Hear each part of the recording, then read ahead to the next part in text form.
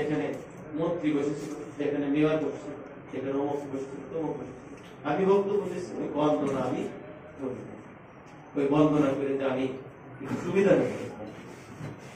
এই জন্য বৈষম্য বিরোধী দেশে বৈষম্য হয়েছে, বৈষম্য বিরোধী আন্দোলনের প্রেক্ষাপটে ফ্যাসিস্ট বিদায় নিছে, বৈষম্য সাম্যের বাংলাদেশ হয়েছে।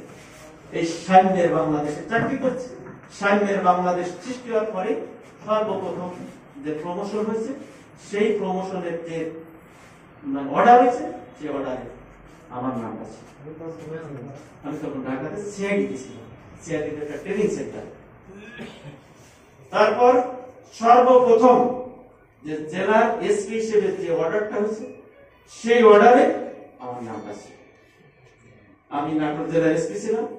এই 5 তারিখের পরে যে সময়, সব এই সময়ের মধ্যে যে 2 জন এসপি কে একটি জেলা থেকে গুরুত্বপূর্ণ আরেকটি জেলায় এসপি হিসেবে পদায়ন করেছে 2 জন, সে 2 জনের মধ্যেও আমি আছি।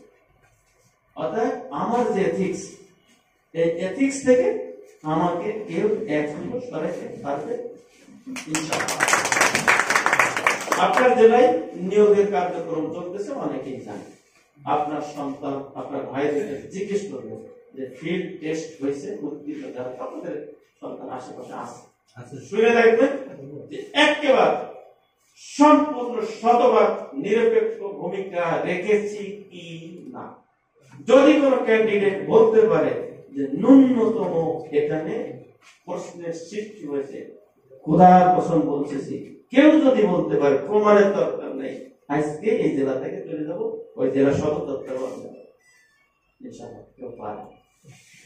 তো জেলা আমার এসপি অফিসে যেরকম নিরপেক্ষ, কারোর কোনো প্রভাব নাই, বরঞ্চ আপনি এখানে যারা আছে যাই আমার এসপি অফিসে গেটে শব্দ বেশে একদিন ডিউটি করে আসেন যে এসপি অফিসে কোনো দালাল বাটপার যায় কোন ইললিগাল সুবিধা নিয়ে আসতেছে কি না। যদি কেউ দেখাইতে পারে আমাকে বলবেন, আমি ওই দিন এই জেলা থেকে চলে যাব। আমিও চাই আমার এই জেলায় 13টি থানা আছে, প্রতিটি থানা ক্যাম্পাস, প্রতিটি থানার ওসি অফিস আমার অফিসের মতো হবে।